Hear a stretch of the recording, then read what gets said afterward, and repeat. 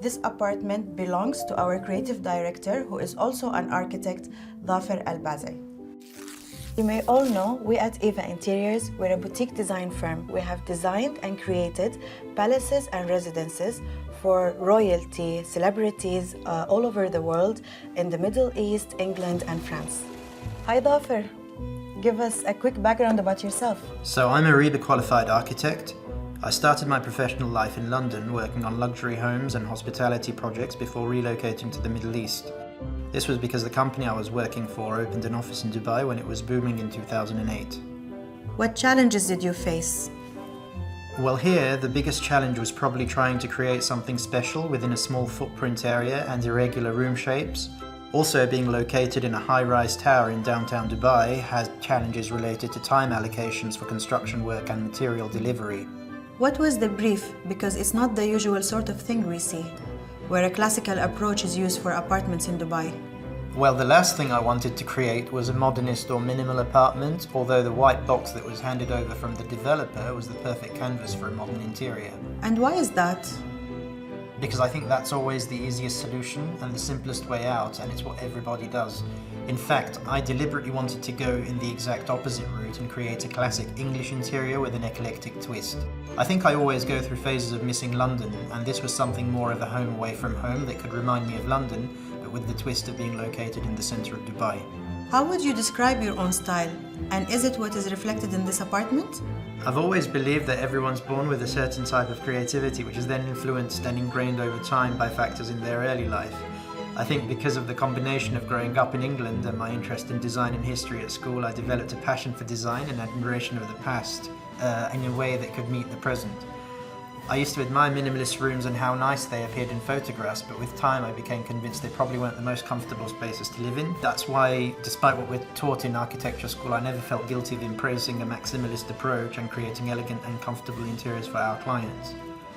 Usually I like to layer contemporary and traditional ideas together, which also goes towards creating that element of surprise and unexpected. I think classical elegance doesn't have to be stiff and formal, but can also be fun and comfortable for daily use.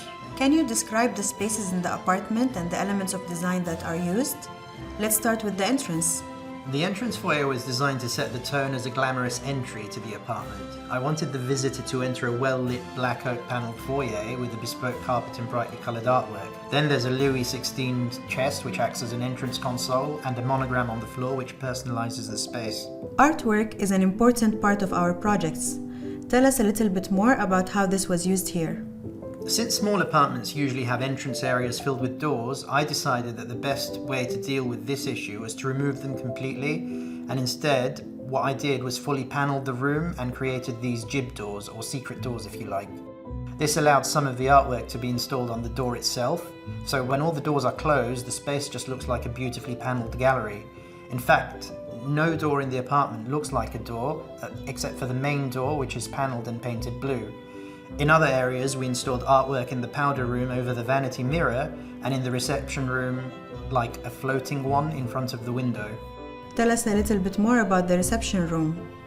Well, the reception room is a tricky one because it has windows on two sides and one that wraps around the corner to allow views towards the Old Town and Burj Khalifa. It also isn't perfectly rectangular and it has a split ceiling because of the AC ducting. And so creating an axis of symmetry to flow with the classic theme was challenging. We collaborated with a number of well-known London-based suppliers on the project, and one of them is George Jackson Limited, who have been in existence since 1780. They've got over 200 years of experience, decorative plaster mouldings, and a huge collection of historic moulds in their warehouse to choose from. So some of the moulds that are used here date back to over 100 years ago and were probably originally used in a house somewhere in England. We selected them to design with us this room, and then we arranged the shipment from the UK and carried out the installation with local manpower. Blue is a very prominent color in the project. How did you select the color palette and the design motifs? The color palette consists of different shades of blue, from the subdued to the more intense. Because we've got such intricate plaster mouldings, I think I wanted to highlight those and introduce gold leaf to do that. The reason for the blue as a primary shade for the space was because it's widely used in Regency interiors, and no colour combination seems to be more classic than blue and white, and that's evident in chinoiserie porcelain and English wedgwood, for example. We decided to design the carpet here with a playful twist on the classical Greek key motif, as you can see, which is a repeated pattern, which is also reflected on the details in other pieces of furniture in the room. Talk us a little through about the furniture layout and pieces.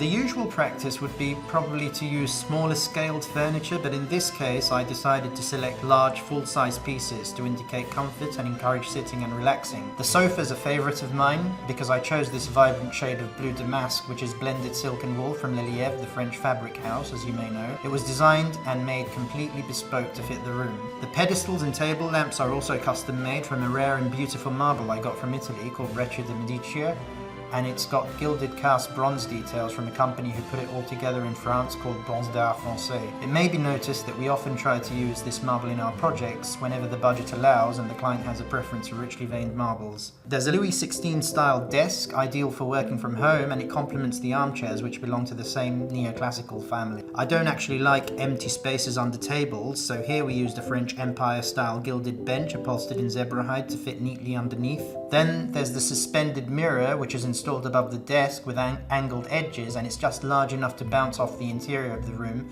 but also it keeps the external view unobstructed. Another major piece is this eccentrically designed console table facing the sofa that could double up as a concealed TV unit if required.